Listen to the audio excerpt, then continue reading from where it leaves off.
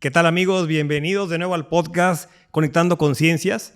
El día de hoy traigo un invitado a quien yo personalmente admiro muchísimo y me gustaría platicarles una historia de hace algunos años. Hace 33 años, fíjense, curiosamente la edad de Cristo, un chavo, un adolescente, se va a estudiar a Monterrey y entra por primera vez a una conferencia. No tenía ni idea de quién iba a hablar, pero le dijeron, no, iba a haber una conferencia, pues vamos a ver de qué se trata. Y entonces sale un hombre bastante distinguido y empieza la conferencia con una frase que literalmente le marcó la vida. Y la frase es, ¿está científicamente comprobado que? Y sale toda una historia espectacular. Entonces es un honor para mí invitar a este podcast a don Armando Fuentes Aguirre Catón. Armando, muchas gracias por recibirme en tu casa. Fernando, es un gusto, y más por saber que eres veracruzano, pero que además de ser veracruzano eres jarocho, es decir, del puerto. Así es. Yo siempre he dicho que Veracruz es la sonrisa de México. Y entonces tener frente a mí a un veracruzano es verdaderamente un placer. Y te recibo no solo en mi casa, sino te recibo también en mi afecto. Muchas gracias, Armando. Voy a evitar el catón porque sabemos que no te gusta que te digamos catón. Si quieres platicar a la gente que no te conoce tanto la historia de dónde viene Catón. Bueno, yo era reportero de un periódico, estaba en la Nota Roja y se me ocurrió escribir una columna que le llevé al director. La leyó y el único comentario que hizo fue el siguiente. Ese fue su comentario. No me desanimé, al día siguiente le llevé otra y otra el siguiente día y al siguiente otra. Y el mejor comentario que llegué a escuchar de él fue, no está tan mal, pero podría estar mejor. Y yo me esforzaba en hacerla mejor. Un día llego al café donde nos reuníamos los reporteros y uno de ellos dice, ¿ya vieron la columna que viene en la primera plana del Sol del Norte? Ese era el nombre del periódico donde yo escribía. Está muy buena. Y yo pensé, ya me ganaron la idea. ¿Quién hace esa columna? Pues la firma un tal Catón. Dije, caray, pues ya otro ganó el espacio. Pedí el periódico para ver la columna del tal Catón. Y era una de mis columnas. Entonces me fui corriendo al periódico, le dije al director, oiga, ¿y esto? Es tu columna, me dijo, ya va a salir todos los días. Y le pregunté, ¿y eso de Catón? Me dijo, así te vas a llamar. El nombre no me gusta por varias razones. Y es una confesión que quizá hago por primera vez en público de la gente, como dice el corrido mexicano. Primero no me gusta porque el nombre termina en on, que es una terminación de palabras un poco duras. Pero sobre todo porque el personaje original, el Catón de la Roma antigua, era un personaje severo, áspero, muy riguroso al juzgar la costumbre o las costumbres de los demás. Y yo tengo un talante opuesto. Yo soy benévolo con mi prójimo, disculpo todos sus defectos, porque sé que por muchos que tenga, yo tengo más que él. Y entonces ese nombre de aquel personaje severo, de aquel personaje acre, riguroso, estricto, no va con mi carácter. Pero el nombre cobró popularidad. A mis sobrinos les dicen Catón, a mis hijos les apodaban de la misma manera. Y entonces he terminado por resignarme cristianamente a ese nombre. Y obviamente ya no podría prescindir de él. Pero Armando, tú escribes 4 columnas todos los días y veo que en algunas te pones Armando y en otras Catón. ¿Usas Catón en las que no te gustan o por qué la diferencia? Bueno, porque la primera que empecé a escribir se llamaba Entre usted y yo. Aparecía en la primera plana del periódico. Era una columna pequeña y me ocupaba yo principalmente de política.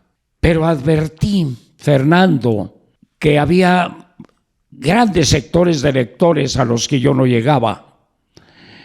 Mi lector era un lector adulto, del sexo masculino, de posición económica media hacia alta y con una educación quizá de preparatoria a universitaria. Y entonces yo advertí que no me estaban leyendo los jóvenes, que no me estaban leyendo las mujeres y que no me estaba leyendo ese vasto sector al que podemos llamar, entre comillas, el pueblo. Y pensé, ¿qué tipo de columna podía gustarles a todos esos sectores? Entendí que el humor podía ser un amable vehículo para llegar a ellos. Y algo picosito, porque a todos nos gusta, a todos los mexicanos, y tú no podrás desmentirme porque eres veracruzano, y a los veracruzanos se les da muy bien el humor y se les da muy bien la picardía. Esas décimas veracruzanas son obras maestras del humor pícaro mexicano. Y entonces combiné esos factores, esos elementos, e hice una columna que bauticé con el nombre de Política y Cosas Peores. Correcto. Hay quienes me dicen que no puede haber cosa peor que la política. Es su opinión. Yo pienso que la política puede ser un noble arte de servicio al prójimo, pero bauticé la columna con ese nombre. Y tuvo éxito. Y desde entonces el nombre Catón cobró mucha mayor popularidad. Perfecto, Armando. Y tomando ese punto que estás diciendo, veo que tienes una maestría en lengua y literatura. ¿Podríamos decir entonces que Armando domina más de una lengua? Sí, a mí me dio desde muy joven por estudiar idiomas, porque uno de mis anhelos, de mis ilusiones, de mis ideales era recorrer el mundo. Y para hacerlo tenía yo que hablar mínimamente inglés. Pero de allí empecé a estudiar otras lenguas.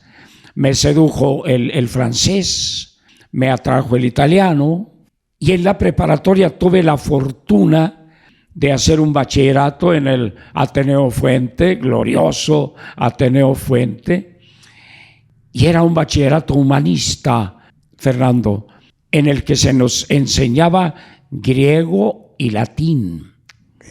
Y a mí me deslumbraron esas lenguas muertas que son en verdad tan vivas, porque la mayor parte de las palabras que usamos provienen del latín y mucho de la terminología científica, sobre todo de la terminología médica, proviene del griego. Y estudié también esas lenguas que llaman muertas y que son tan vivas. Pero ahora lo que estoy tratando es de aprender el español.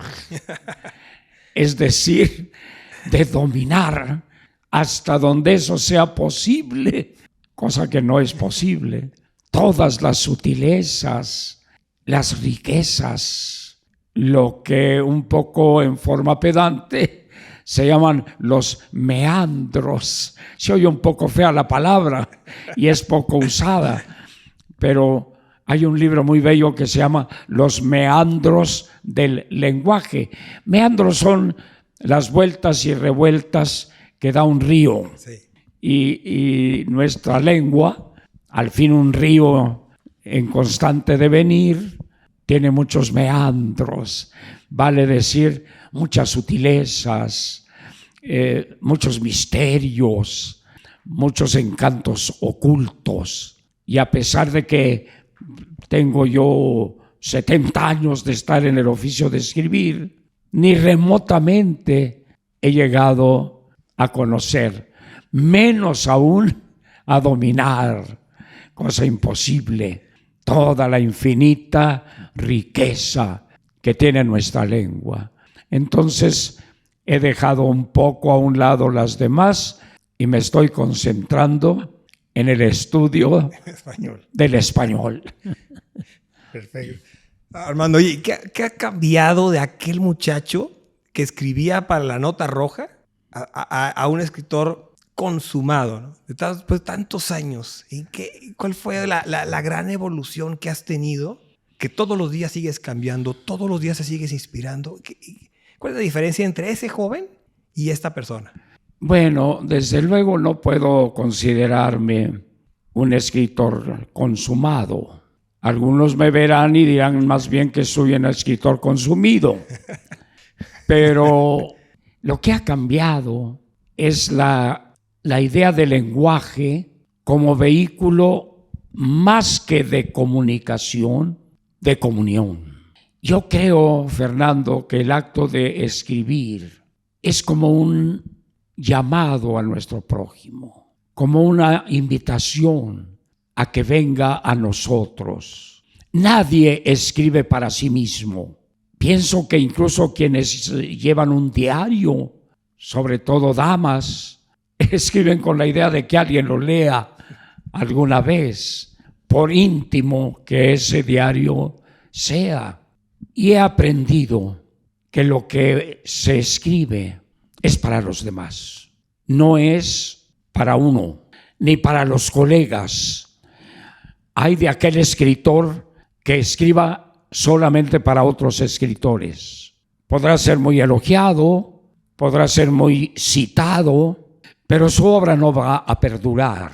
Hay que escribir para la gente, es decir, para Pedro, Juan y varios, para aquellos que comparten contigo la hermosa aventura, la hermosa ventura de vivir. Para ellos escribe uno. Y solo ellos te pueden quitar de escribir. No te va a quitar de escribir tu editor. No te va a quitar de escribir el dueño del periódico donde escribes. Te van a quitar de escribir los lectores cuando dejen de leerte. Entonces te debes a ellos. No solo escribes para ellos, vives para ellos. Y tu labor de escritor entonces es una entrega cotidiana. No confundamos. Escribir para los lectores no quiere decir escribir para adular a los lectores. Yo nunca escribo pensando si lo que digo les va a gustar o no a mis lectores. En ese sentido, no escribo para ellos. En ese sentido, escribo para mi conciencia y digo lo que pienso que debo decir. Con mucha frecuencia, más de la debida, me temo, entro en oposición con lo que piensa la mayoría de mis lectores. Por ejemplo, cuando defiendo los derechos de la comunidad LGTB, etcétera, sé que estoy contra la corriente de muchos de mis lectores. Cuando pido que se despenalice el aborto, que no sea castigada con cárcel la mujer que enfrente el drama de abortar. Cuando pido eso, sé que estoy contrariando la opinión totalmente respetable por lo demás de muchos de mis lectores. Entonces, escribir para el lector no quiere decir escribir para darle gusto al lector, para quedar bien con él. Yo escribo para quedar bien con mi conciencia. Vale decir, para quedar bien conmigo mismo. Uso una expresión popular. ¿Por qué hiciste tal cosa?, le preguntan a alguien. Porque me nació, es la respuesta. Yo escribo lo que me nace escribir. Y así quedo tranquilo. Me vienen muchas ideas con lo que está diciendo Armando. Primero, como platicábamos antes de empezar la plática, Este es un podcast de neurociencias, es un podcast que trata de entender la forma en que piensan las personas desde el punto de vista científico. Y hay un elemento que acabas de comentar que es sumamente importante y es la importancia del egoísmo humano. Es decir, lo más importante tiene que ser uno mismo y es natural que uno busque su propio bienestar. Suena feo, pero todos buscamos lo mejor para nosotros. ¿Qué razón tienes al decir eso, Fernando? Mira, el gran maestro, el rabí, dijo: ama a tu prójimo como a ti mismo. Es decir, el amor a los demás debe empezar por el amor a uno mismo. Pero te interrumpí. El problema es amarse uno mismo, pero sin adorarse, pero amarse uno mismo. Pero cuando uno entiende ese tema de la importancia del egoísmo humano, que para mí es fundamental en todo, en los negocios, en el marketing, en la vida, hasta para ligar, hasta para conquistar a una dama, es importante contemplar que lo más importante para la dama es ella misma, ¿sí? Entonces, con esto, que siempre estamos pensando en nosotros, pues sabemos que lo que más trabajo nos cuesta a los seres humanos son dos cosas. Una, hacer preguntas inteligentes. Y la segunda, mucho más difícil, es quedarnos callados y saber escuchar. ¿Por qué? Porque en ambos casos tenemos que dejar de pensar en nosotros mismos e interesarnos por los demás. Una persona que hace preguntas inteligentes y que sabe escuchar, tiene resuelto el tema de liderazgo, el tema de ventas, cualquier cosa en su vida. Ese es el gran reto. ¿Qué opinas, maestro? Yo pienso acerca de ese tema lo siguiente. Hay una palabra que usamos poco, pero que es fundamental para normar nuestra vida. Esa palabra es otredad.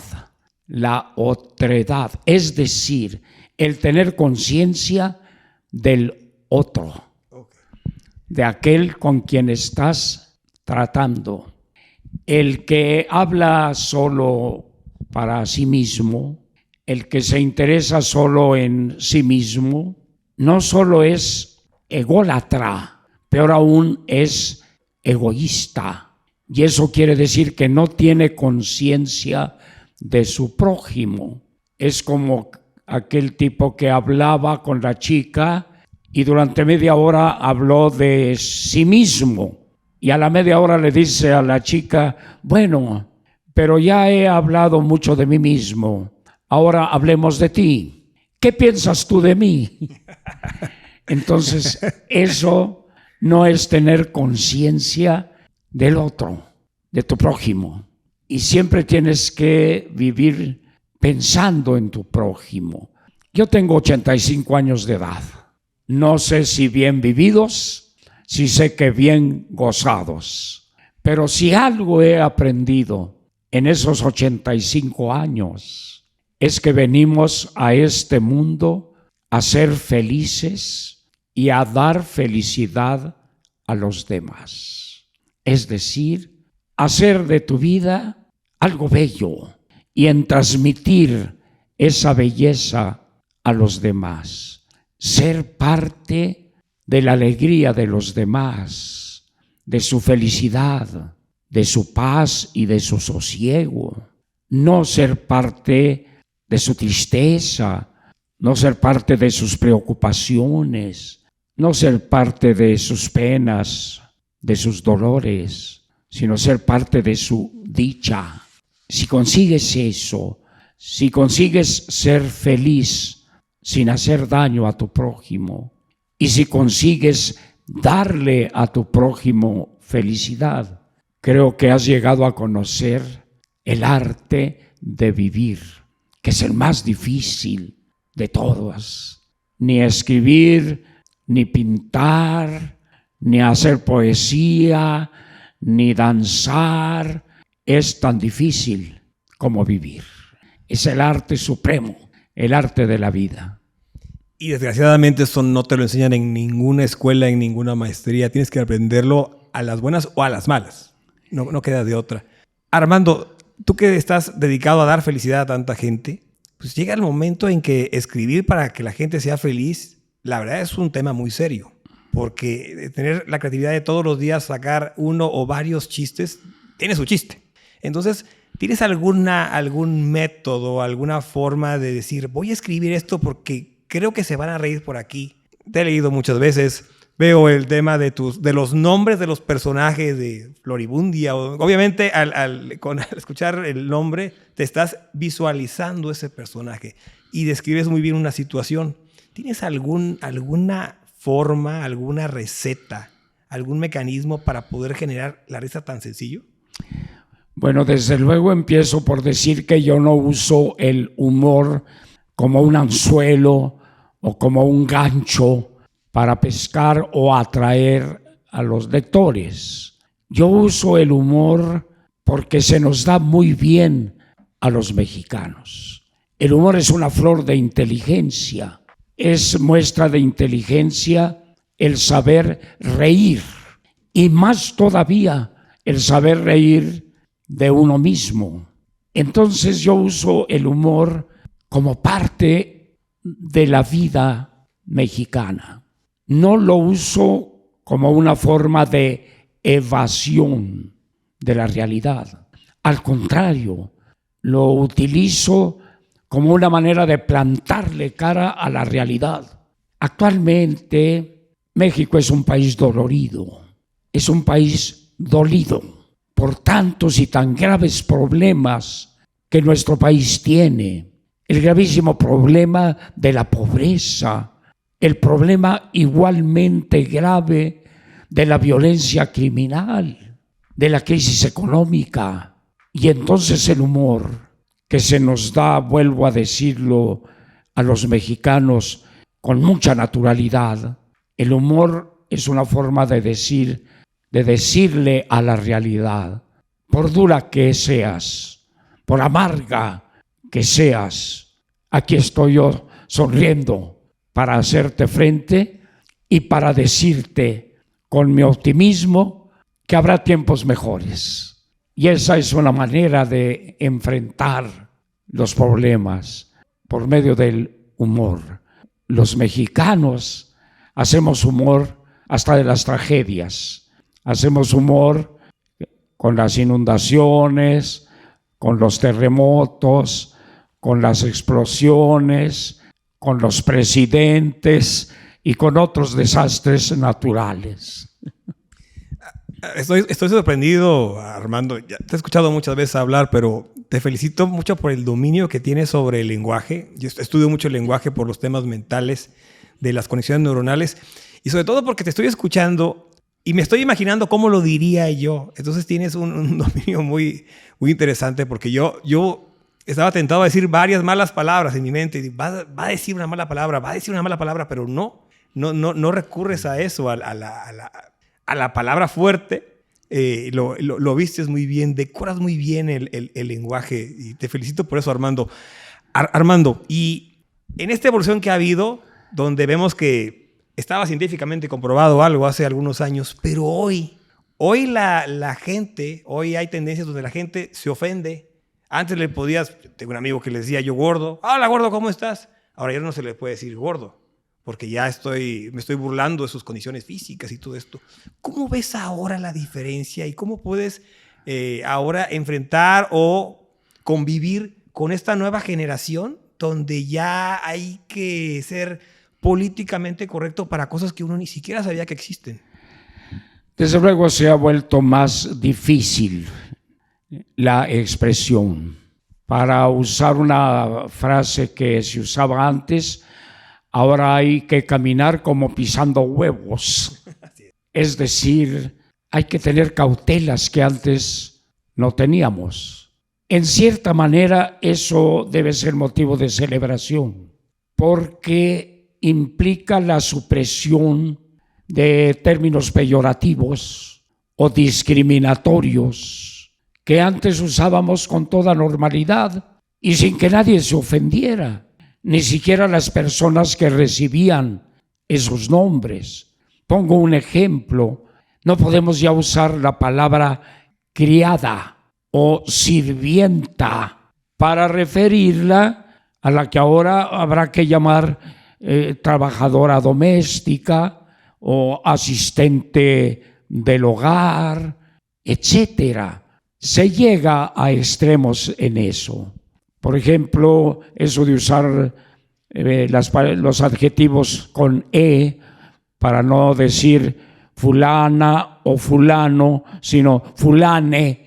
Eso a mí me parece absurdo y ridículo y que ciertamente no va a prosperar.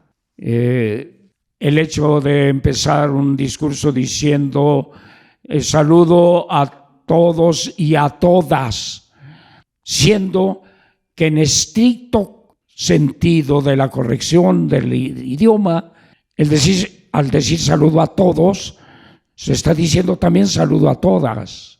Entonces, todos esos repulgos, muchos de ellos producto del feminismo, pero de un feminismo exacerbado, que llega a ser más que feminismo, hembrismo, entonces eso no solo atenta contra el idioma, atenta peor todavía contra el sentido común y contra la forma castiza, correcta de expresarse.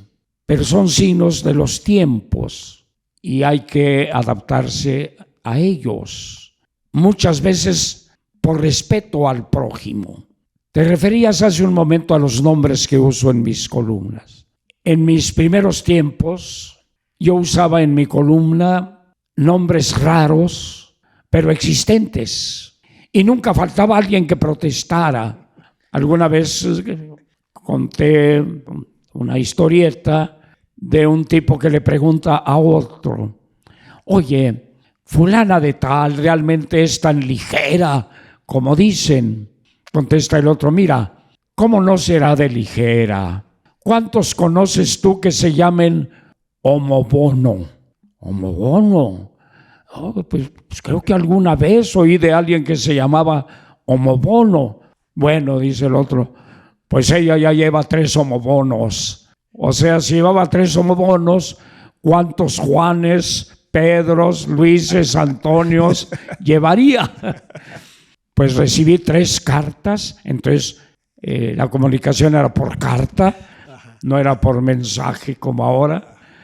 Uno de un señor que se llamaba Homobono y protestaba por el uso de su nombre. Y otro de 2 lectores cuyos padres se habían llamado Homobono y protestaban igualmente. Y entonces decidí cortar por lo sano e inventar mis propios nombres. No hay ninguna Himenia Camafría que vaya a protestar o don Algón que vaya a protestar por el uso del nombre don Algón o Babalucas, etcétera. Sí, te estoy escuchando y recuerdo tanto mi infancia, ¿no? Con las historietas, con la familia Burrón y esos cuentos, ¿no? Que tenían ese tipo de nombres. Armando, eres un escritor y antes de la plática estuvimos hablando de los retos de ser escritor. Has escrito muchísimo y de muchos temas, desde tu perro Terry, ¿verdad? Tu perro Terry, muchos de chistes, de historias de México. Platícame, Armando, tu primer libro, que es el más difícil, cuando nadie te conoce. Tu primer libro, ¿cómo fue? ¿Cómo lograste publicarlo? ¿Y qué sentiste cuando por fin lo tuviste en tus manos? Yo tuve un primo muy generoso que tenía una imprenta y él me dijo que algunas de las columnas que yo había escrito merecían el honor de la permanencia en el libro. Y él editó en su imprenta el primer libro. ¿Cómo se llamó tu primer libro? Se llamó De política y cosas peores. Porque el título me parecía llamativo. Le fijó un precio de 10 pesos, que entonces sería como 100 pesos de ahora, quizá más. E hizo 500 ejemplares. Y en una semana se vendieron los 500 ejemplares. Vale decir que conocí el éxito editorial desde el primer libro. Acabo de presentar el más reciente, que se llama México en mí. Y en la Feria del Libro de León fue el libro más vendido. De tal manera que vivo perpetuamente agradecido con mis 4 lectores. Porque no solo leen mis columnas, sino leen mis libros. Lo presenté ahora, este pasado domingo, en la Feria de Monterrey. Se abarrotó la sala donde presenté el libro y estuve largo tiempo firmando ejemplares. De tal manera que aunque soy hombre que vive de las palabras, no tengo suficientes para darle las gracias a mis lectores por ese cariño que me demuestran y por el interés en lo que hago. Armando, hace un momento dijiste que de política hay cosas peores cuando realmente quizás no haya nada peor que la política.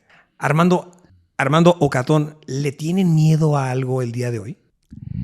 Por principio de cuentas diré que no tengo miedo de la muerte, que es un temor que a mi edad es muy frecuente. Yo creo que vida y muerte son dos caras de la misma moneda y que se implican una a la otra. No hay muerte si no hay vida, pero tampoco hay vida si no hay muerte. Entonces no tengo temor. Tengo temor a la enfermedad. Sé que es parte también de la vida. Cuando alguien sufre un quebranto, ya sea de salud, ya sea por la muerte de un ser querido, por un fracaso existencial, tiende uno a preguntar, ¿por qué a mí? Siendo que deberíamos preguntar, ¿y por qué a mí no? Es decir, ¿qué tengo yo que me aparte de la común herencia de los hombres? Herencia que se forma tanto con alegría como con penas, como con dolores. Entonces, mi temor es ese, tanto por el sufrimiento propio como por el sufrimiento que la enfermedad de un ser querido causa a los demás. Quizás, Fernando, confesándome íntimamente, ese sería mi temor. No temo a la soledad, la estoy enfrentando en estos días, porque sé acompañarme a mí mismo y tengo muchos recursos para salvarme de ese mal. Tengo a mis hijos, tengo a mis nietos, tengo incontables e inmejorables amigos, entre los cuales quiero contarte, y tengo mis libros, y tengo mi música, y tengo mis películas, y tengo mis series, y tengo mi ajedrez, y tengo mi jardín, y tengo mi finca campestre, regalos todos ellos de esa señora, a veces tan buena que es la vida, y que a veces también nos da una que otra cachetada dolorosa, pero que está siempre con nosotros. Ese es mi único temor. No tengo temores por mi trabajo. Sé que cuando deba terminar, terminará. Mi temor es por la salud, por la pérdida de la salud. Es la primera vez que lo digo, pero también me nace decirlo. Y creo que ese temor es común en todos los mortales. De lo que no debemos tener miedo es de la muerte. Hay gente perversa que sobre todo a través de las religiones nos ha imbuido el temor a la muerte, por el miedo de lo que haya después de la muerte, de un Dios castigador, de un Dios que es juez, que nos espera para juzgarnos y quizás enviarnos a una condenación eterna. Todo eso ha puesto en nosotros el miedo de morir. No debemos tener ese temor. Hubo un tiempo en que estábamos en un mundo feliz, sosegado, silencioso. Recibíamos nuestro alimento, nada nos faltaba y de pronto sentimos que íbamos a salir de ese mundo y quizás, aunque no lo recordemos, sentimos miedo de salir de allí y pensamos que íbamos a morir. Y fue el día en que nacimos. Ese mundo feliz, como tú lo señalaste con perspicacia, era el vientre de nuestra madre. Quizás sucede lo mismo con la muerte. Quizá pensamos que vamos a morir y en verdad vamos a nacer a una vida que no conocemos, como ciertamente no conocíamos la vida a la que íbamos a llegar después de nuestro nacimiento. Pero el mundo al que llegamos era un mundo más luminoso, más sonoro, más variado que el mundo en el que estábamos. Me pregunto si sucederá eso con la muerte, pero en todo caso yo no pienso en un Dios castigador, no pienso en un Dios que nos aguarda para juzgarnos y para darnos un premio o para condenarnos. Yo pienso en un Dios de amor que comprenderá todas nuestras debilidades de hombre y que nos llevará a su seno.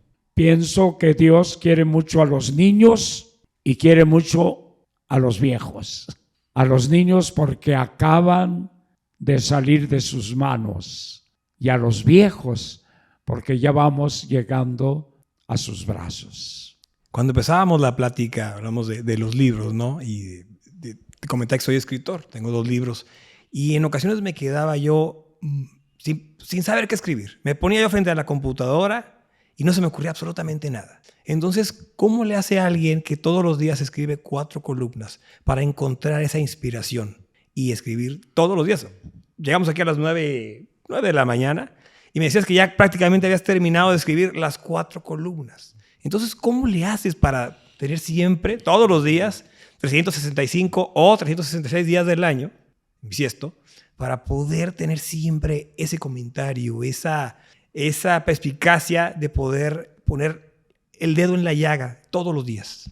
Yo tengo colegas que me dicen, ¿cómo le haces para encontrar tema todos los días? Yo escribo una vez por semana o una vez cada mes y batallo para encontrar temas. Yo, para lo que batallo, Fernando, es para escoger entre 10 o 12 temas que puedo escoger como motivo para escribir. Hago notar una cosa. Me preguntan con frecuencia, ¿de dónde saca usted la inspiración para escribir? Y yo pienso que es como preguntarle a un albañil, ¿de dónde saca usted la inspiración para poner un ladrillo sobre otro? No creo en la inspiración. Quizá eso sea cosa de poetas y aún tampoco en eso creo. Yo creo que llevamos un sedimento de todo lo que hemos leído, de todo lo que hemos conversado, de todo lo que hemos vivido. Y a la hora de escribir sale a la superficie todo eso. Si a eso es a lo que llaman inspiración, pues creeremos en la inspiración. Pero yo creo más en el trabajo que en la inspiración. Alguien dijo, el talento consiste en 1% de inspiración y 99% de transpiración, es decir, de trabajo. Ahí está el secreto de la buena fortuna, no en la suerte, ni en un súbito arranque de genialidad. Puede haberlo, desde luego, pero para el común de los mortales, para quienes no somos genios, la buena fortuna deriva del trabajo, de la constancia, de la disciplina, de la perseverancia. Ahí está la inspiración. Fíjate, Armando, que la ciencia el día de hoy, todavía hoy, 2023, no ha podido explicar muchas cosas. Entre esas la inspiración. No hay forma de que le expliques a un artista por qué dibujó un cuadro o de dónde sacó la idea. Simplemente el artista está viendo el cuadro en su mente y lo plasma. Eso es lo que hace. Y la ciencia no sabe muchas cosas. No sabemos qué es un pensamiento, no sabemos qué es una emoción, no sabemos qué es un recuerdo. La tecnología permite entender dónde se forma en el cerebro, pero hoy todavía no sabemos qué es. Y nos va a faltar muchísimo tiempo para poder saber específicamente cómo la energía química produce una imagen. ¿Cómo puedes recordar un olor o un sabor de un platillo? Bueno, Fernando, de eso tú sabes infinitamente más que yo, porque es tu campo. Tú te has dedicado al estudio de todos los fenómenos que en el interior de la persona llevan a su realización. De ahí este libro tuyo, Mentalidad Efectiva. vale decir que tú conoces los recovecos de la mente humana, los misterios del pensamiento, de cómo se generan las ideas. Incluso quizá conoces el misterio infinitamente más grande de cómo se generan los sentimientos, que es algo más complicado que los pensamientos. Pero yo pienso que el hecho de acumular experiencias te permite luego crear nuevas experiencias. Yo procuré a lo largo de mi vida vivir intensamente para, al llegar a la vejez, tener recuerdos. Pobre de aquel que llega a viejo sin recuerdos. Ese sí se va a aburrir, porque ni siquiera tiene en qué pensar o en quién pensar, a quién recordar. Entonces hay que vivir plenamente para llegar a la edad madura con recuerdos. Armando, y eso que hablas de la juventud acumulada, ¿no? Y del aprendizaje que tenemos durante nuestra vida, tú eres un historiador, has estudiado muchísimo tiempo y escrito varios libros sobre la historia mexicana. Armando, ¿qué es lo que nos falta aprender a los mexicanos de nuestro pasado para evitar seguir cometiendo tantos errores? Nos falta aprender a reconciliarnos.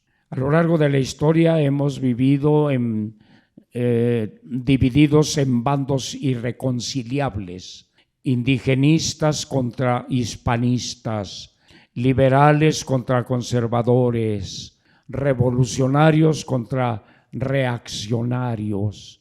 Tenemos que aprender también aquí a ver el punto de vista del otro. La serie de libros que escribí sobre historia y que tú has mencionado y que se llaman La otra historia de México, se finca en el estudio de la versión histórica no de los vencedores, sino de los vencidos. Siempre se ha dicho que la historia la hacen los vencedores.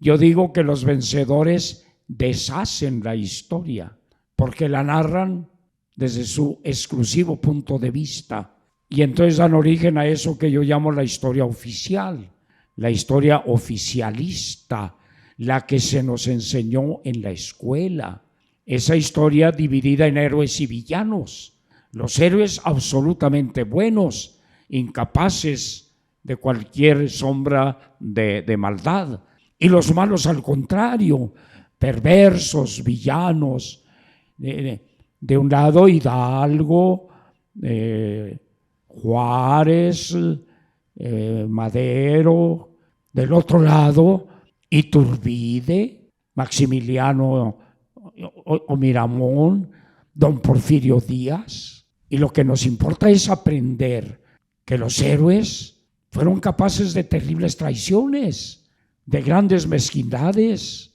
y que los que llamamos villanos sintieron por México el mismo amor que sus adversarios.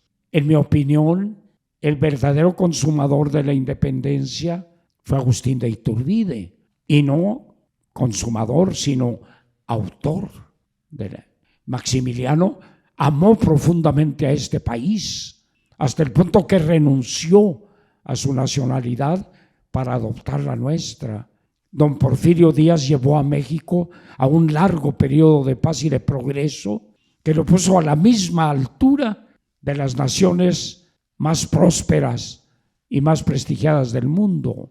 Y sin embargo, los tenemos condenados al basurero de la historia, igual que tenemos condenado a Hernán Cortés, por ejemplo, que fue un gran capitán, igual que se retiró la estatua de Cristóbal Colón, que fue un audaz navegante que cambió la faz del mundo. Necesitamos aprender a ver todo eso y en hacer a un lado esa historia de bronce que divide a los personajes de nuestra historia en héroes y villanos.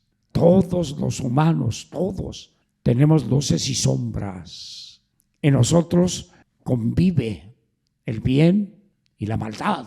No hay héroes perfectos, ni hay villanos absolutos. y yo dediqué esa serie de libros sobre la historia de México a mis nietos para que aprendan a amar a su patria en la verdad. México es una patria generosa y grande que no necesita de la mentira para forjar su historia. Armando, ¿qué sigue para Armando? ¿Cómo ve Armando el futuro para Armando? No para México, para Armando. ¿Qué sigue? ¿Qué metas? ¿Qué más quieres alcanzar?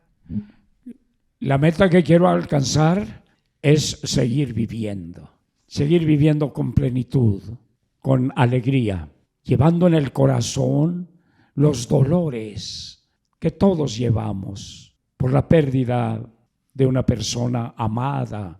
No tengo frustraciones, no guardo rencores, no llevo conmigo el peso de envidias o de resquemores, y menos aún de odios. Quiero vivir lo que me quede de vida, lo que Dios me quiera dar de vida y lo que la vida me quiera dar de Dios, vivirlo con plenitud.